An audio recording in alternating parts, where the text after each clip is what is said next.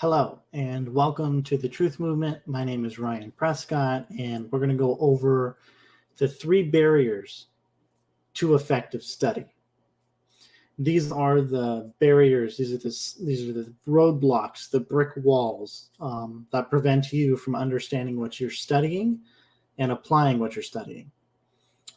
So let's go ahead and begin. But if you have any questions and comments, maybe you just want to start a discussion, which is totally fine. Go ahead and comment below and let me know. And also, if you are interested in more information, comment info. And if you're interested in just getting the material that I'm referring to in this live stream, go ahead and comment interested. Thank you so much. All right, let's begin. So the three barriers to study. So let me give you some background. Across the world today, there are almost 1 billion people who are illiterate. In addition to that, there are the functionally illiterate, those who are not literate enough to function in their jobs or even get a job. There are over 40 million functionally illiterate in the United States alone. And who knows how many millions, possibly even billions more around the world. Let's just look at that for a minute. That's huge, okay? That's a big problem. Huge problem, okay? So if this information was known, it would help them out a lot. Then there's the category of hidden illiterates, which are those people who, while seemingly normal in their intelligence, yet have numerous terms and words that are misunderstood, causing them to make mistakes, alter instructions, make financial errors that can cost millions of dollars, and get into arguments and upsets, especially with their bosses and coworkers. They also number in the millions.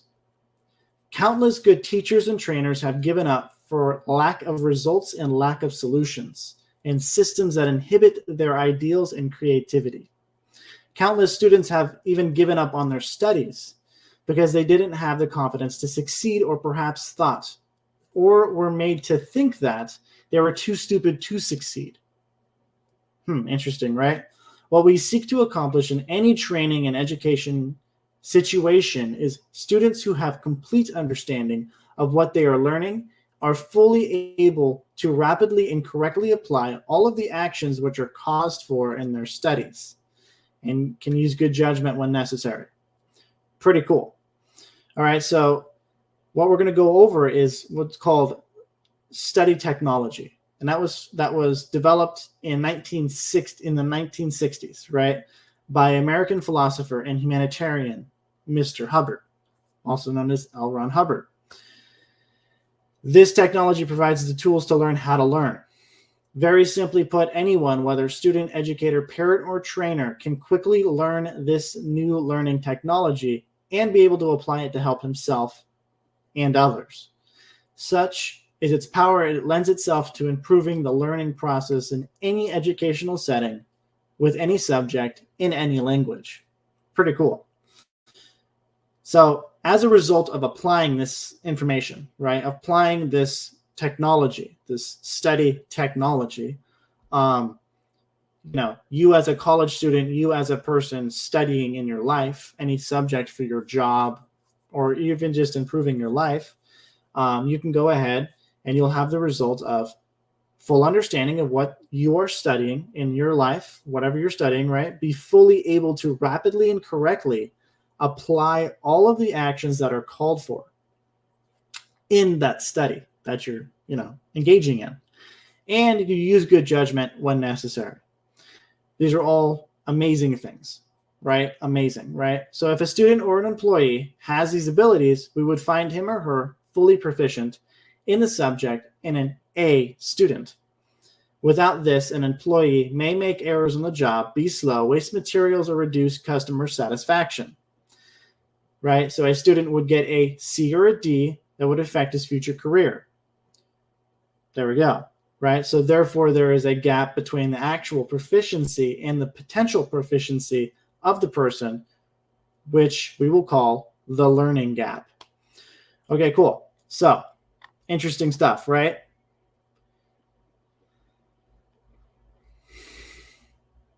Alrighty, so let's go over to the barriers, right? These barriers to study. Now, since you have the background information on it, and you know why this technology is here, here it is.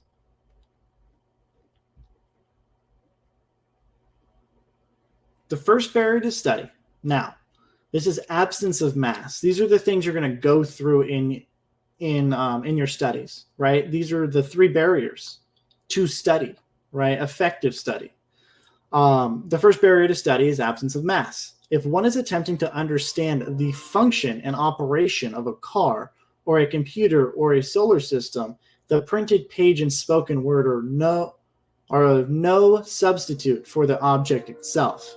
It would be difficult to understand how to use a computer for the first time if you did not have the computer there in front of you. In fact, lacking the object associated with a word can inhibit all understanding.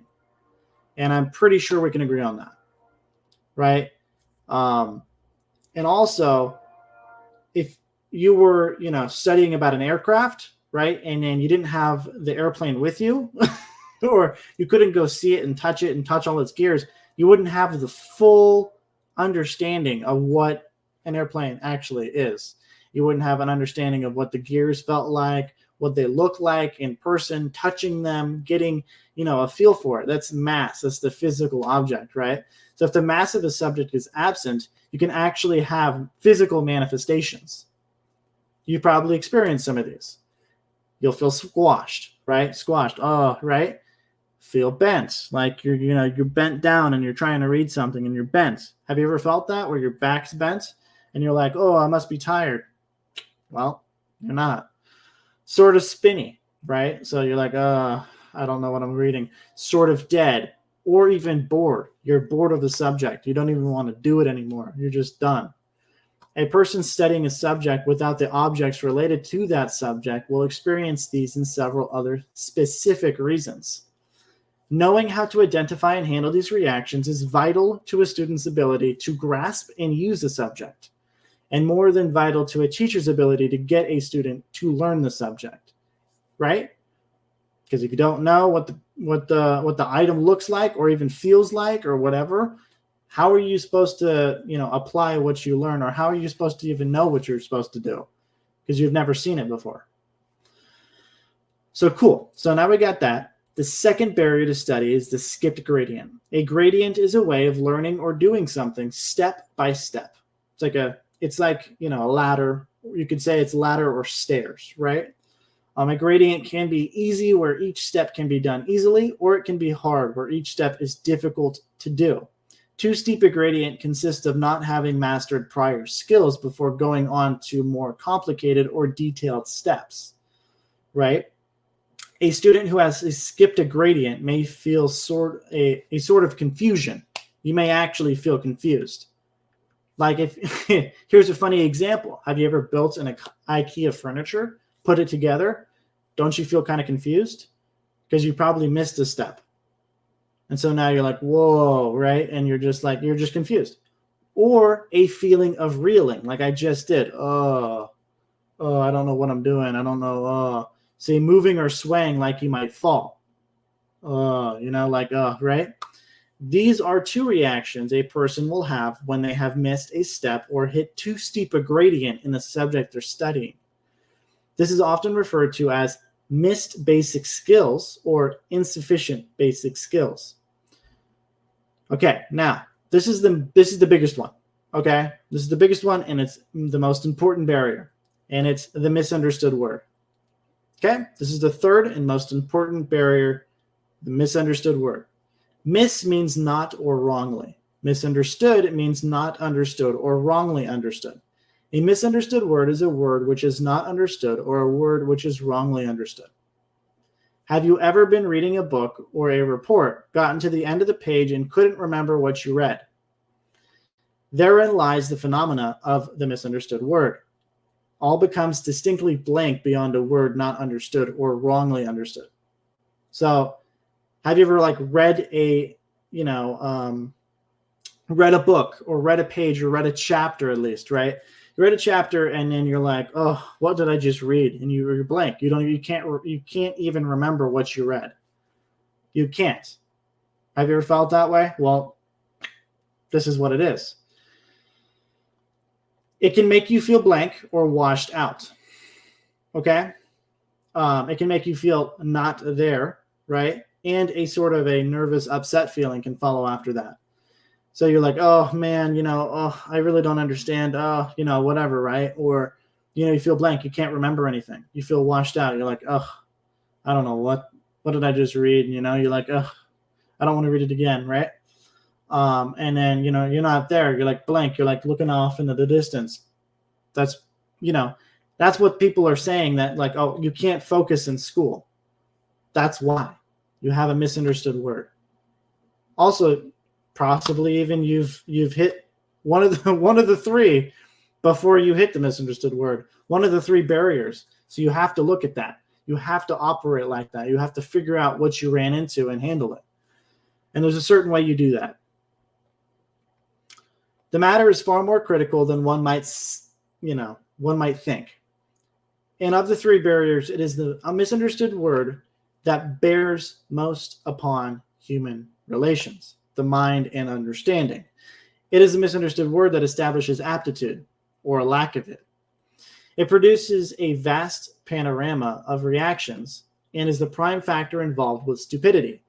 It also determines whether or not one can actually perform a learned skill and to what degree of proficiency. All of these are the result of one or more words or symbols not understood or wrongly understood.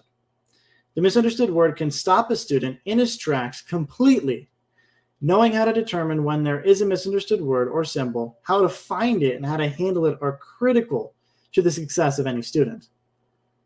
There we go. So I just gave you all of that data.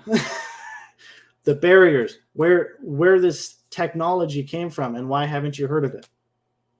Well, you haven't heard of it because not many people outside of the private schools and some of the public schools or whatever actually know that it's being used in them, and students are using them, but you need to actually like disseminate the information, share it with others, and get other people to use it, right? That's one of the things that I am here doing for you, is that I have used this material to, study school, study in school, study in my life, find out how I can help myself, help others, and improve myself. This is very, very important stuff. It's not to be taken lightly. If you would like the information for yourself, comment interested. I'd like to go ahead and offer you a booklet. The booklet is on the technology of study. It goes over how to actually define a word in a dictionary. It's very, very misunderstood. You might think you know how to, and the exact ways to do it, and how to actually define a word and get it actually like understood in here and not memorized. That's how you do it. It's in the booklet. I do provide coaching as well. And if you think the booklet's a bunch of money, it's not. It's very, very affordable. And you also have coaching, and you also have a corresponding course. And I need you to go ahead and comment interested, because I want to help you. I know you came on this live, and I'm not wasting your time, and I don't want to waste your time. I want this to be the best live you've actually attended, because here's the deal. This will help you. And I know it will. And I know you don't know me, but I hope you take the chance and opportunity to go ahead and reach out to me and get help.